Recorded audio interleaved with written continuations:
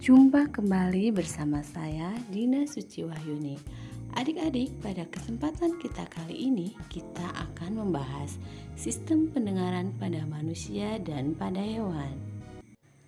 Telinga merupakan salah satu alat indera manusia. Telinga merupakan organ yang berperan terhadap pendengaran kita akan suara atau bunyi.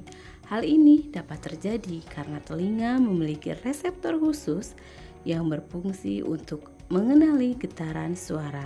Namun telinga memiliki batasan frekuensi suara yang dapat didengar, yaitu antara 20 hingga 20 ribu Hz. Tahukah Anda bagaimana telinga mendeteksi gerakan molekul-molekul udara dan memungkinkan untuk mendengar?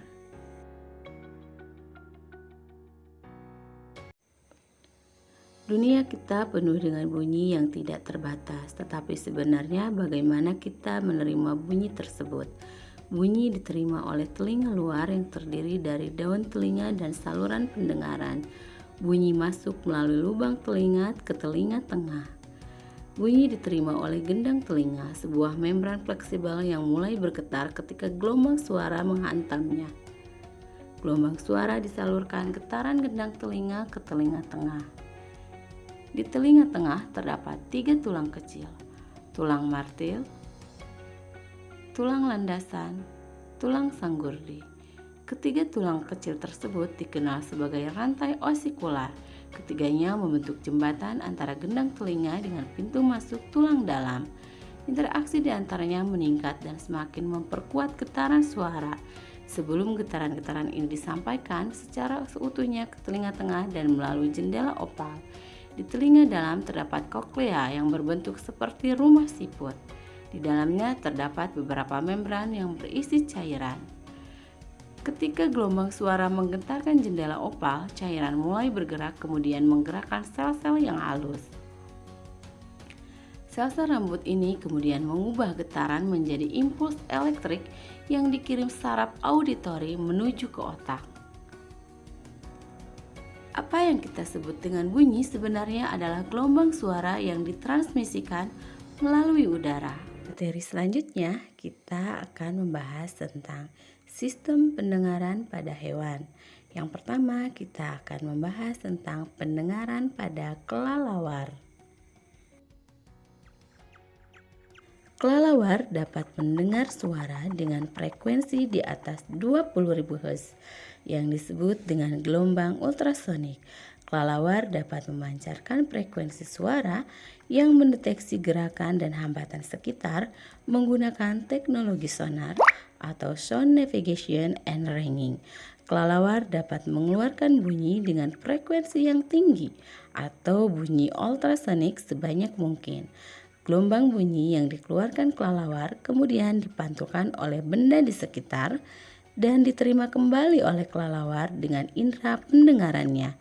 Dengan cara tersebut, kelelawar dapat mengetahui letak suatu benda dengan tepat, sehingga kelelawar mampu terbang dalam keadaan gelap tanpa menabrak benda-benda di sekitarnya. Kemampuan kelelawar untuk memahami keadaan lingkungan dengan bantuan bunyi gema atau echo disebut echolocation atau ekolokasi. Berikut cara kelelawar mengenali lingkungannya menggunakan sistem sonar. Kelelawar mengeluarkan sinyal bunyi frekuensi tinggi, kemudian pantulan suara dari serangga diterima kembali kelelawar. Kelelawar kembali mengeluarkan sinyal sehingga mengetahui posisi mangsa dengan cepat. Kelelawar mengikuti jalur pantulan suara tersebut untuk mendeteksi mangsanya. Akhirnya, mangsa dapat ditangkap.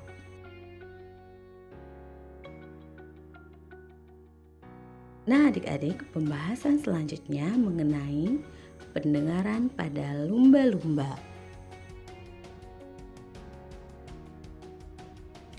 Lumba-lumba merupakan salah satu hewan mamalia yang hidup di air.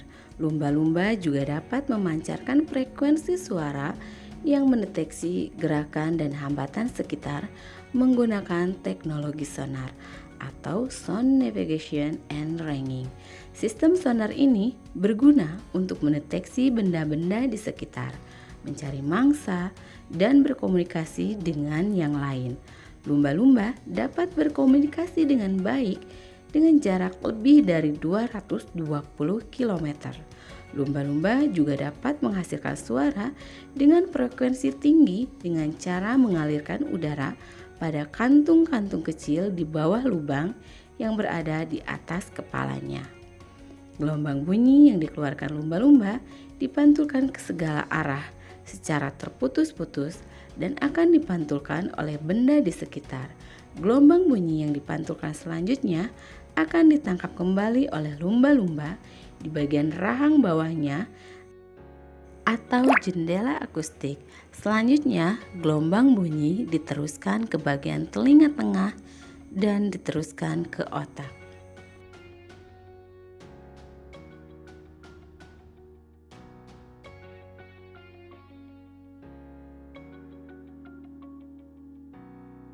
Nah adik-adik, sekian pembahasan kita kali ini. Semoga bermanfaat. Sampai jumpa di pembahasan berikutnya.